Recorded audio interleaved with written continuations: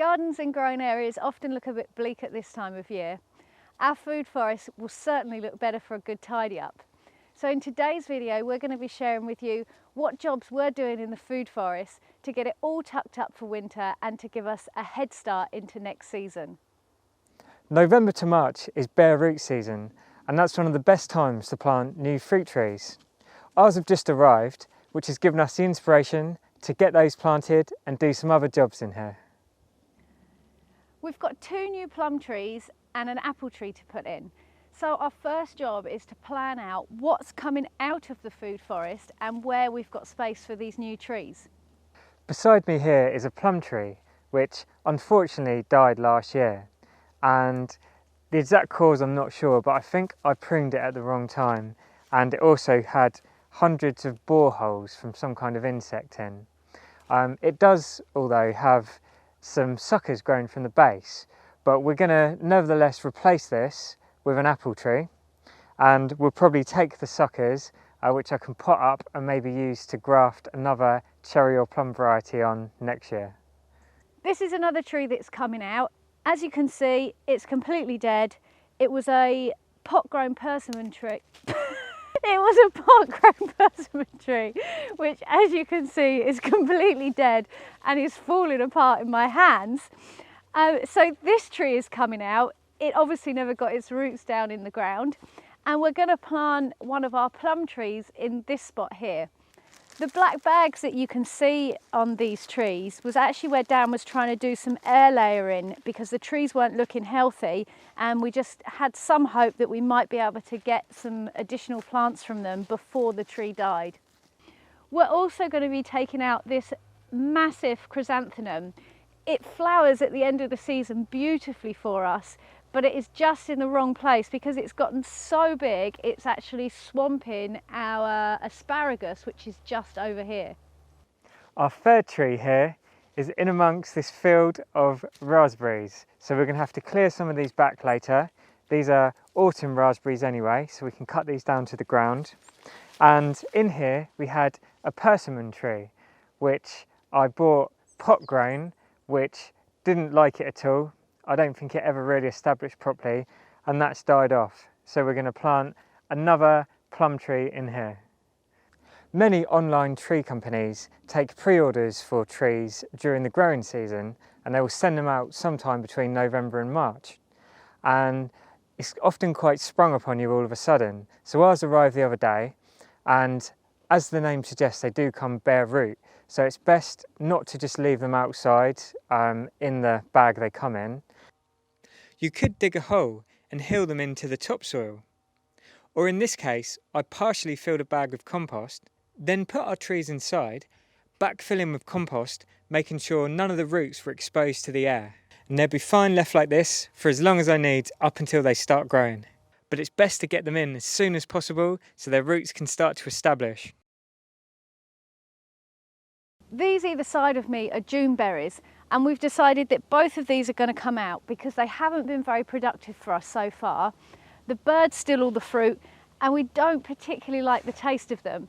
So they're coming out. We're going to plant them somewhere in a more wild area of Freedom Forest. But we have already filled this gap because we've already planted an elderberry seedling down here, because we'd like to get quite a few elderberries going in our food forest because I love making elderberry syrup.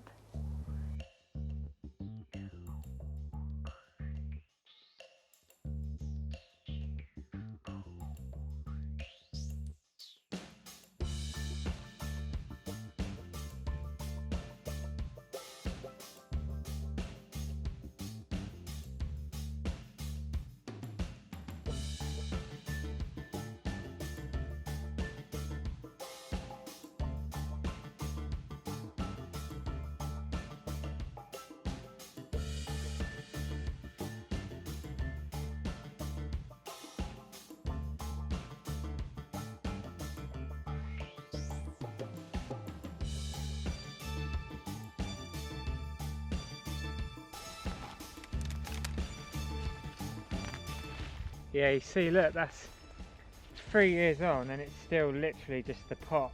It's still, the roots haven't come out from where the pot was. They just don't do well. This is where the graft was made, and here is a sucker growing from the rootstock.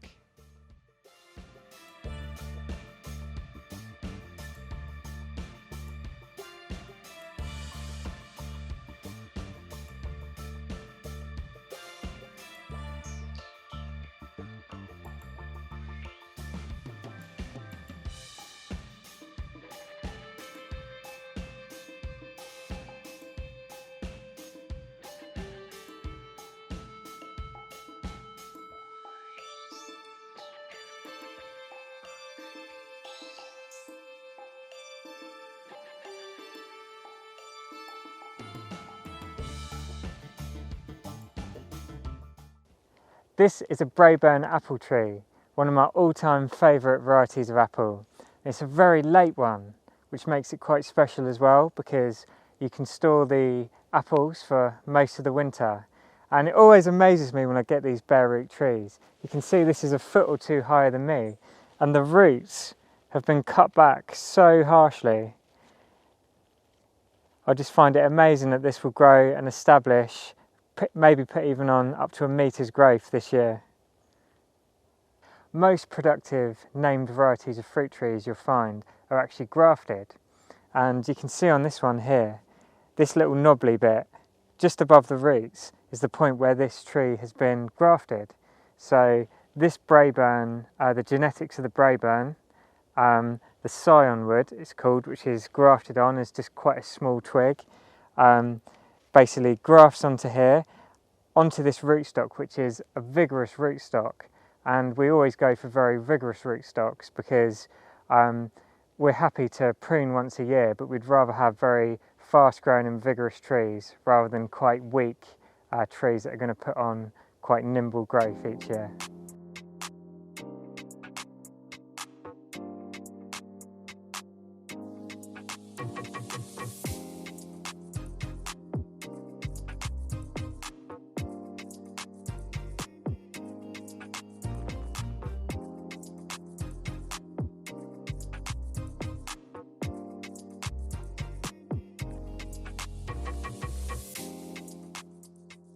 And I always like to plant our grafted point here, making sure that's well above the soil by at least a few inches.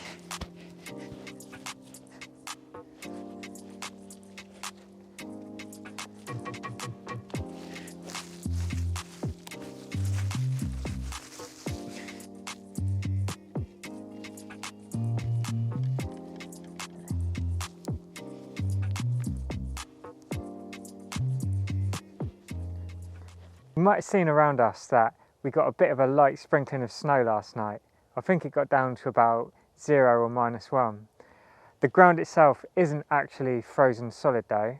It wouldn't be ideal to plant if you had literally, a hard crust of frost on the ground. But behind our wood chips under here, it's still lovely and soft and fluffy, so we can get away with it today. As you can imagine, it's quite a big stress for a tree to be ripped out of the ground, have its roots cut back, maybe some of the top foliage cut off as well. So something I always do when planting bare root trees is apply this here. I don't know if you can see these white sediment in my hand, and this is mycorrhizal fungi.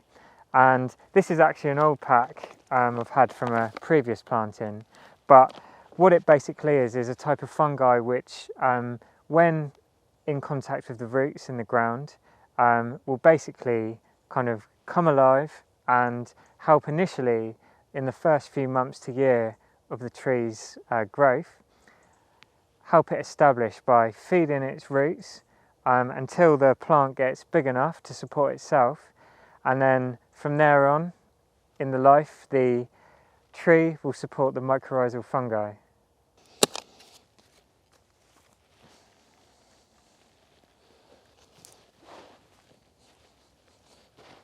Our 3 new fruit trees are in the ground. What I'm going to do now is put a compost mulch on the top of them, and then we'll give them a good drink.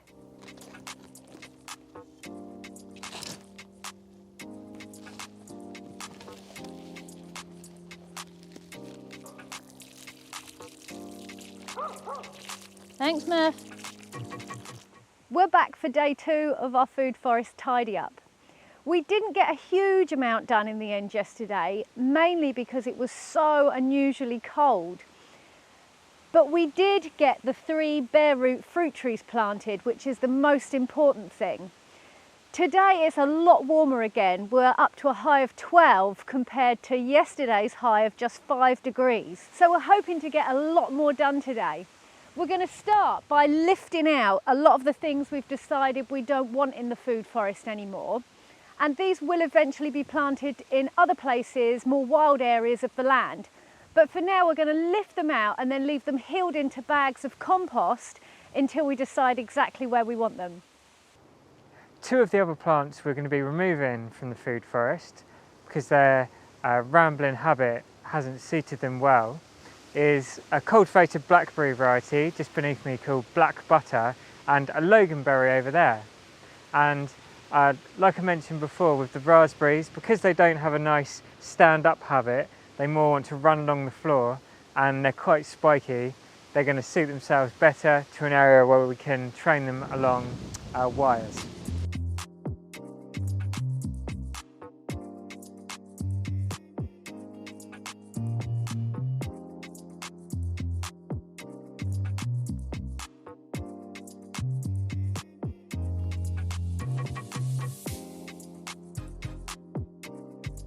Time to take out 3 white currants now. They're just really tart and they leave your teeth all kind of feeling really dry. We've tried them early season, mid-season, and somebody suggested leaving them really late to let them be really ripe. Still disgusting in my eyes, so unfortunately we've got to go.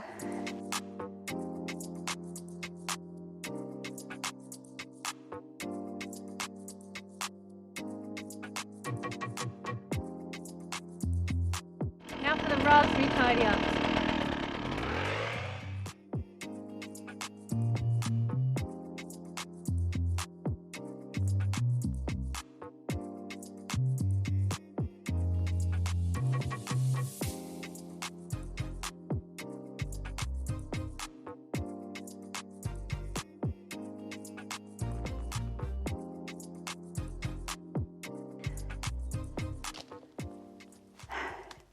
So most of the raspberries that I've just cut down here are all autumn raspberries, so you can cut them right back to the ground at this time of year.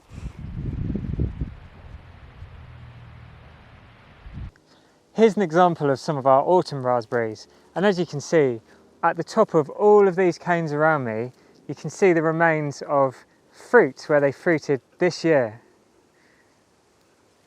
And it's worth noting as well that the varieties here that we're cutting right back to the ground are autumn flowering raspberries, and with autumn ones they produce their fruit on that year's growth. So we can cut these down.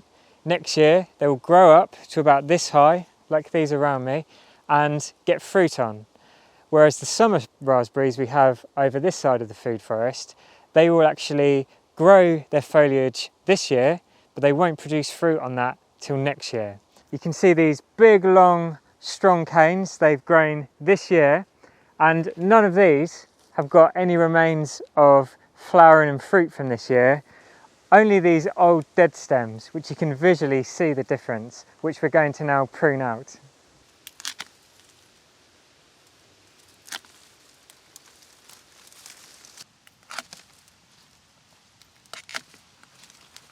As Laurie mentioned, our 3 new trees are in.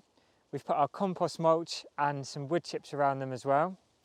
And on top of that, it's worth noting that we actually don't stake our trees.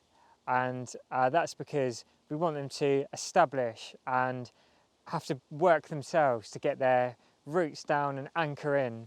Whereas I think quite often I've seen a lot of trees, when they've been supported, when they've been planted in a pot or when they've still got a small root system from being cut back, when they're just held solid in space, they tend not to put out the roots because they don't have to, because they're being held. On top of that, the 3 trees we've got are all compatible with the other trees we've got in here already in terms of pollination. And that's something important. If you're only going to have 1 or maybe 2 trees, Not all tree species or varieties are self-fertile, meaning that you can only have one. So it's worth looking into that before you purchase and plant a tree. Also, you can see around us now, we've cut back a lot of the raspberry canes that were smothering everywhere. And these literally grow like complete thugs, like bamboo basically under the ground. They spread a couple of meters a year. They just pop up everywhere, including around the trees. So something we're going to be working on moving forward is actually, now we've cut these back, in the spring as we start to get young fleshy growth coming through, we'll literally just walk through and trim pathways through these, allowing them to grow where we want to and not where we don't want them to. In addition, we've also got these 20 bare root common hazel trees, and these are still healed into this bag of compost at the moment. These are going to be going in our sweet chestnut and hazel coppice, which I've been developing over the last few years, which will be another video coming soon. We're back for day 3 of our tidy up in the food forest, and as you can probably see, things are starting to look a bit different in here. A lot more open now that we've cut back all of the autumn raspberries. We've got a few more jobs to do today, including planting out a new exciting climber, which we're going to tell you about. So stick with us and see what we're up to.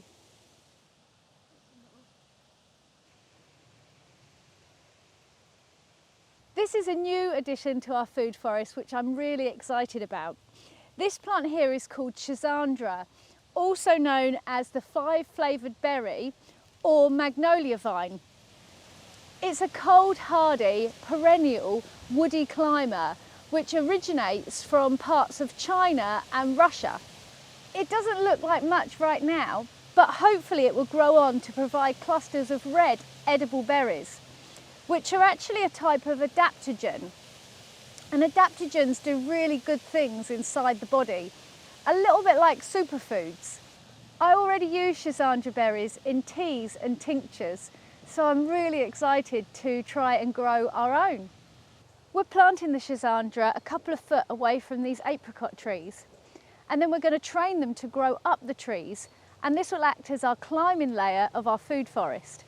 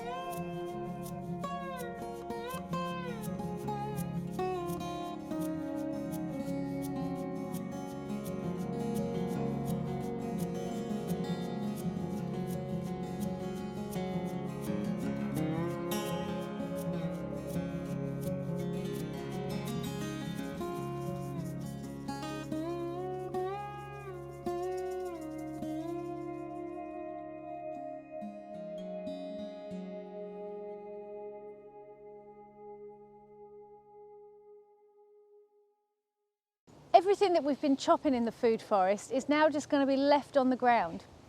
And then over the coming weeks, once it all starts settling down, we're going to add some more wood chips to this area just to give it a fresh covering. Yeah, and that will also help with walking on top of all those raspberry canes, which are just around about soil level at the moment, so they're not poking through our shoes. And one of the main reasons for that though is actually over time this will become ever evolving like a real forest and will become a closed loop system. But in the meantime, we've been giving it a helping hand along by putting the initial layering of wood chips down to mimic that forest floor and start to turn our topsoil underneath more fungal dominated, which these perennial plants and trees all love. So no doubt, as time goes forward, things are going to keep evolving and changing in the food forest here, and we would love to invite you to continue following our journey by subscribing to our channel if you haven't already.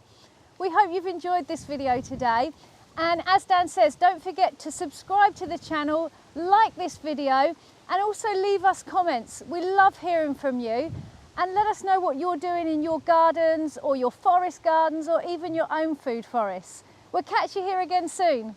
Peace and plants.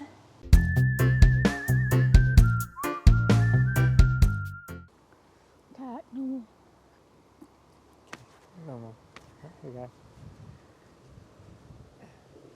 So no doubt over time there's going to be many more changes as the food forest evolves, and we really would love to invite you to continue following our journey by subscribing to the channel. Ah, the sun in my eyes. Just get like that.